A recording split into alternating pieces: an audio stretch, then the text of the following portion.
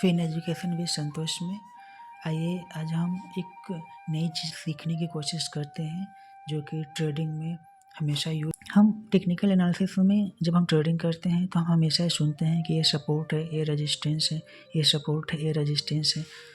तो अब देखिए आप इसमें कौन सी बड़ी बात है, सभी लोगों ने सुना होगा, नॉर्मल सी बात है, सपोर्ट है, रेजिस्टेंस है।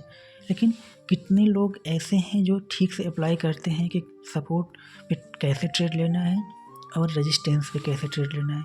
मान लीजिए ये रेजिस्टेंस है और ये सपोर्ट है, ठीक है। प्राइस यहाँ पे जा रही है, यहाँ पे आ गई, ठीक है। प्राइस अपने ये रेजिस्टेंस हो गया और ये सपोर्ट हो गया, प्राइस अपने रेजिस्टेंस पे पहुँच गई। तो रेजिस्टेंस और सपोर्ट ये लोग 90% लोग जानते हैं कि क्या होता है, लेकिन सिर्फ 10% लोग ही होते हैं जो ये समझते हैं कि यहाँ पे कैसे ट्रेड लेना है। और इस 10% में ही आधे लोग ऐसे होते हैं जो गलत ट्रेड की वजह से अपना एसएल दे देते हैं मार्केट को। तो सिर्फ 100 में से 5% लोग ही ऐसे होते हैं जो सपोर्ट और रेजिस्टेंस पे ठीक से ट्रेड लेते हैं और सक्सेसफुल ट्रेड लेते हैं, ठीक है। तो इस वीडियो में हम ये जानने की कोशिश करेंगे कि सपोर्ट और रेजिस्टेंस पे कैसे ट्रेड लें, कि हम जब हमको देखे कि मार्केट रेजिस्टेंस पे आ गया है तो हम उसका बेनिफिट उठा पाएँ, ठीक है। हम भी अपने एक्स पे कभी कभी पोस्ट करते हैं सबकी this is the important support. जैसे हम बोल देते हैं कि 22,500 जो है स्ट्रॉन्ग सपोर्ट है, स्ट्रॉन्ग सपोर्ट या गुड सपोर्ट, ठीक है। ऐसे ही हो सकता है 22,500 एक स्ट्रॉन्ग रेजिस्टेंस हो और स्ट्रॉन्ग सपोर्ट हो, या स्ट्रॉन्ग रेजिस्टेंस और हो या स्ट्रॉन्ग, मतलब वाइस वर्सा, रेजिस्टेंस भी हो सकती है 22,500 पे और सपोर्ट भी हो सकता है, ठीक है। तो इस पर हम ट्रेड कैसे लें, ठीक है। चलिए वीडियो को लंबा नहीं करते हैं, सीधे समझने की कोशिश करते हैं। देखिए मान लीजिए ये सपोर्ट है, ठीक है, ये रेजिस्टेंस है, ठीक है। ये 23,000 है, मान लेते हैं कि 23,000 का लेवल है और ये 22,500 का लेवल है। मार्केट डाउन ट्रेंड में है, मार्केट इस रेजिस्टेंस से नीचे आ रही है, गिरती आ रही है, अपने आ गया 22,500 पे।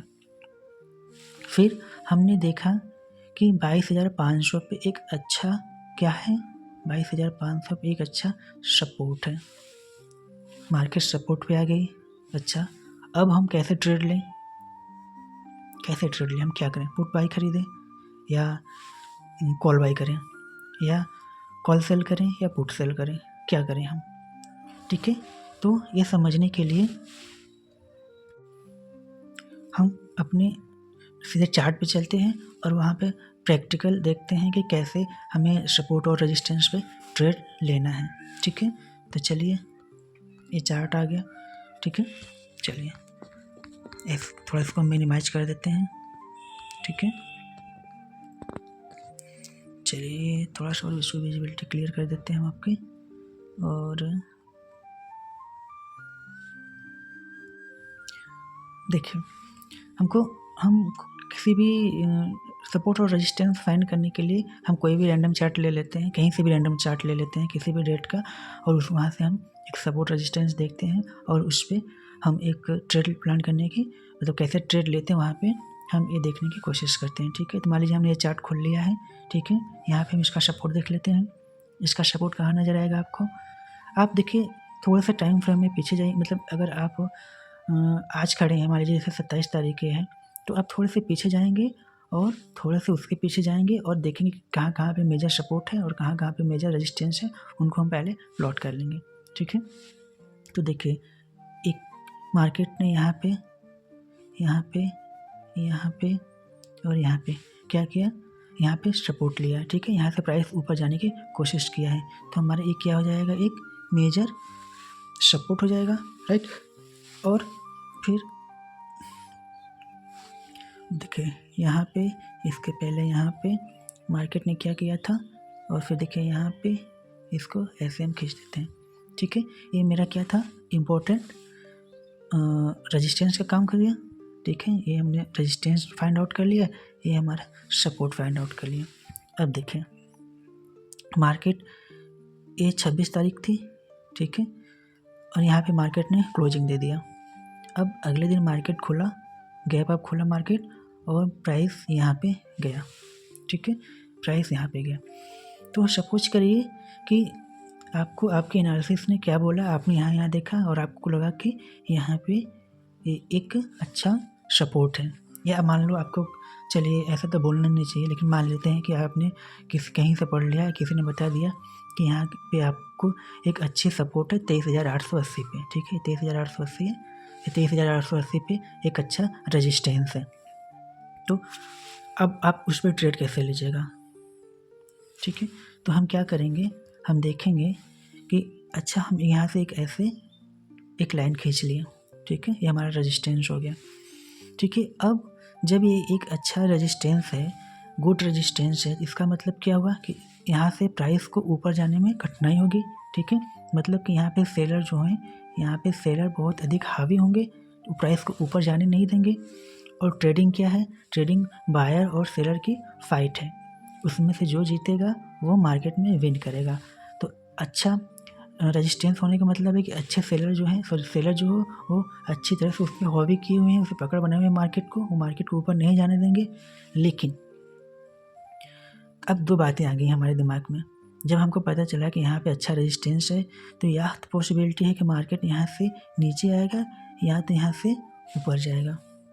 दोनों कंडीशन में यदि ये स्ट्रॉन्ग रेजिस्टेंस है, तो दोनों कंडीशन में चाहे मार्केट नीचे आए चाहे ऊपर जाए, हमको अच्छी ट्रेड देखने को मिलेगी, ठीक है, अच्छी ट्रेड देखने को मिलेगी। तो हम क्या करेंगे, अब हम इस लाइन के ऊपर या नीचे प्राइस को जाने का वेट करेंगे।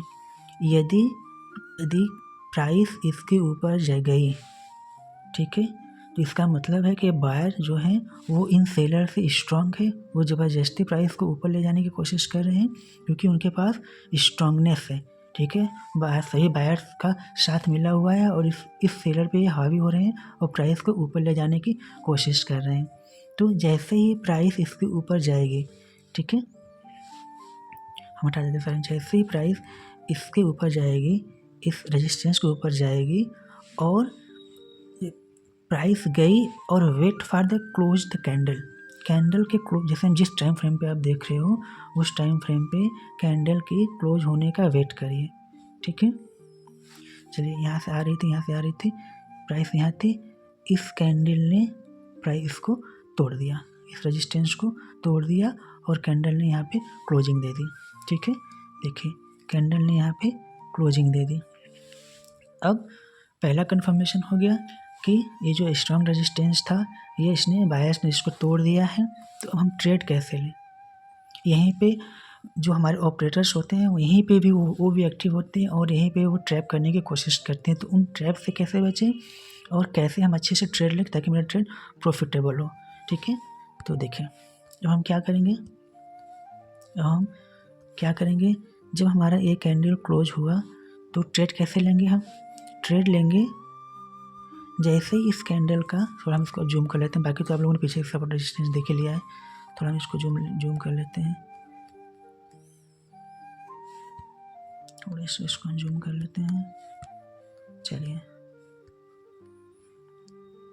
देखिए ये वाली कैंडल थी, ठीक है, ये वाली कैंडल ने ब्रेक किया था, जैसे इस कैंडल का हाई ब्रेक होगा हम तुरंत एंट्री ले लेंगे।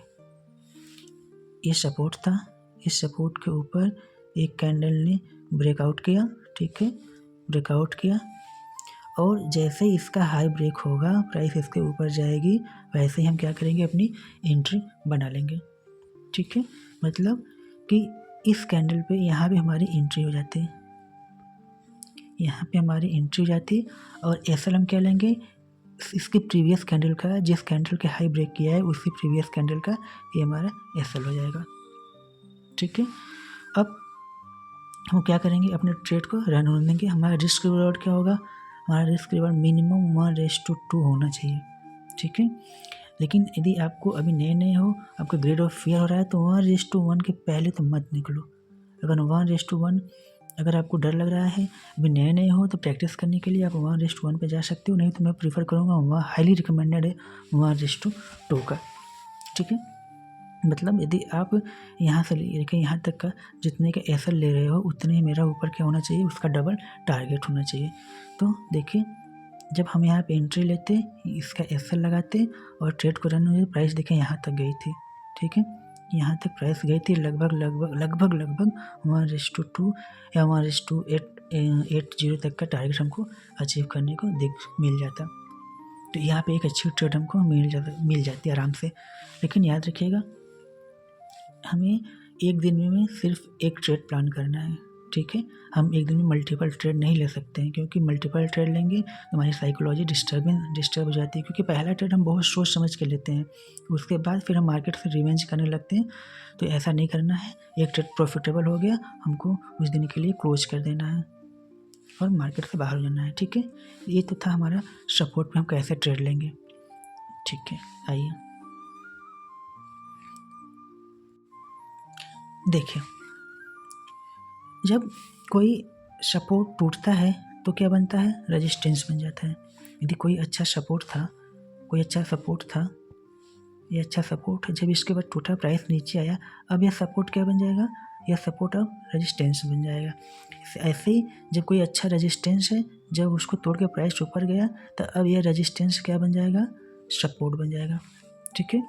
तो जब हमने देखा था कि एक अच्छा रेजिस्टेंस था, इसको तोड़ कर प्राइस ऊपर गया, तो अब यह रेजिस्टेंस क्या बन जाएगा, सपोर्ट बन जाएगा, ठीक है।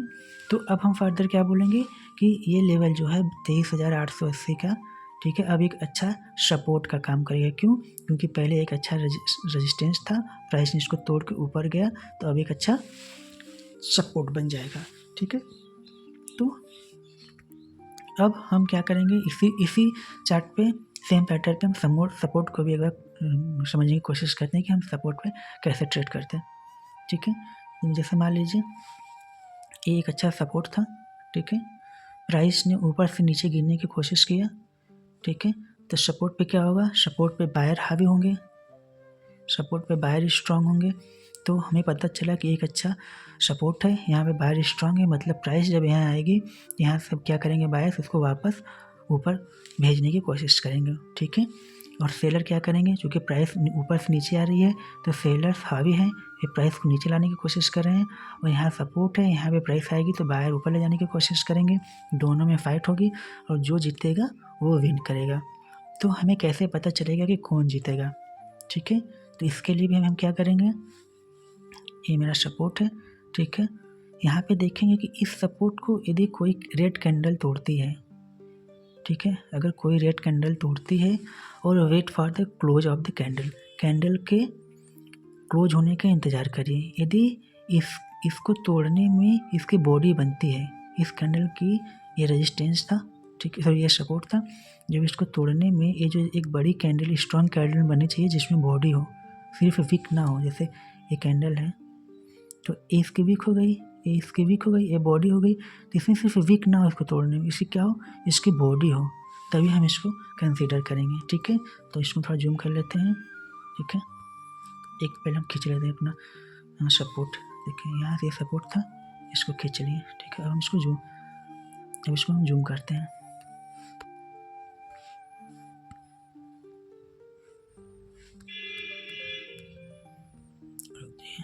थोड़ा सा क्लियर कर देते हैं इसमें, यहाँ से हम लाइन ले लेते हैं, ठीक है। और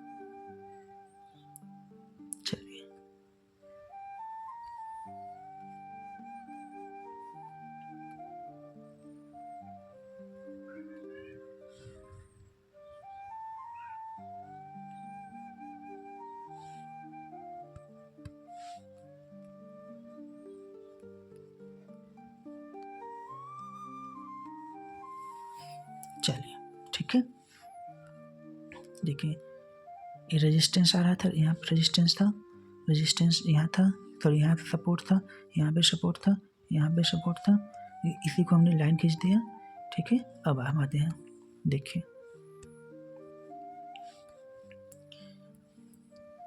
अब हम क्या करेंगे, प्राइस ऊपर से नीचे आ रही थी, यहाँ भी अच्छा सपोर्ट था, सपोर्ट को इस कैंडल ने क्या किया, इस कैंडल ने तोड़ दिया, ठीक है। नीचे इसके देखिए बॉडी भी बनी है, चलिए हम बड़ा करते हैं। देखिए नीचे इसके बॉडी भी बनी है, ठीक है, नीचे इसके बॉडी भी बनी है, ठीक है,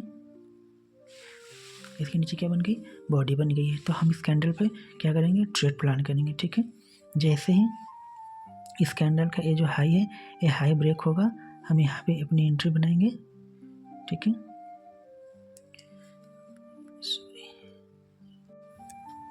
ठीक है, हम क्या करेंगे, जैसे ही इसका हाई ब्रेक हुआ, इसका हाई ब्रेक हुआ इस कैंडल का, हम क्या करेंगे, एंट्री बनाएंगे। देखिए एंट्री बनाएंगे, थोड़ी सी प्राइस ऊपर गई थी, फिर भी चलिए अपने अपने नियम पे स्ट्रिक्ट रहेंगे।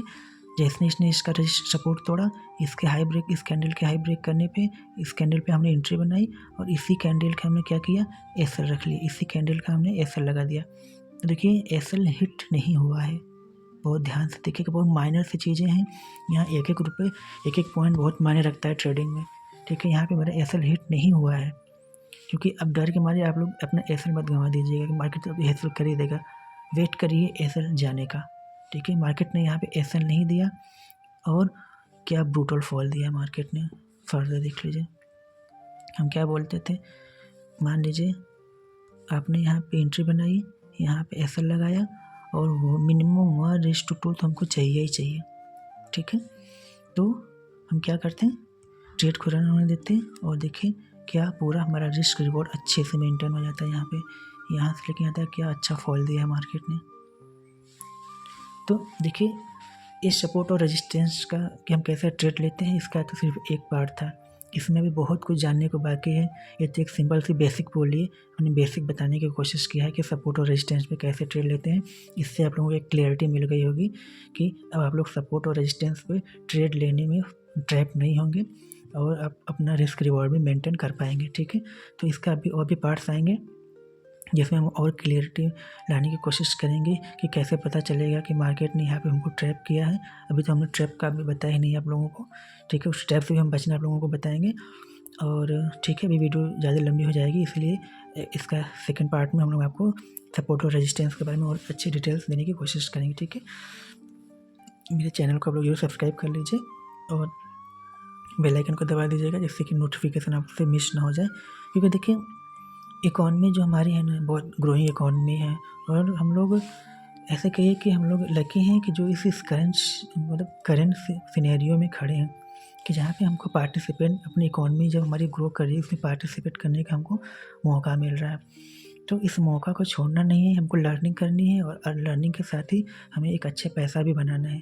तो इस अपॉर्चुनिटी को मिस मत करिए और शेयर मार्केट को एज ए बिजनेस कंसिडर करिए। इसमें बहुत सी नेगेटिविटी चलती है, जो मैं सारी नेगेटिविटी को एक सिरे से खारिज करता हूँ। जो सारी बातें गलत हैं जो इतनी बताई जाती हैं, मार्केट वैसा है नहीं। जब तक आप सीखिएगा नहीं तब तक आप लोग को वही माइंडसेट चलता आएगा जो पहले से चलता आ रहा है, ठीक है। सीखिए, प्रैक्टिस करिए, उसके बाद फिर हम लोग हमारी लाइफ और सब कुछ ईजी हो जाएगी, ठीक है। तो चैनल को सब्सक्राइब जरूर कर लीजिएगा। मिलते हैं फिर इसका नेक्स्ट वीडियो में, तब तक के लिए थैंक यू।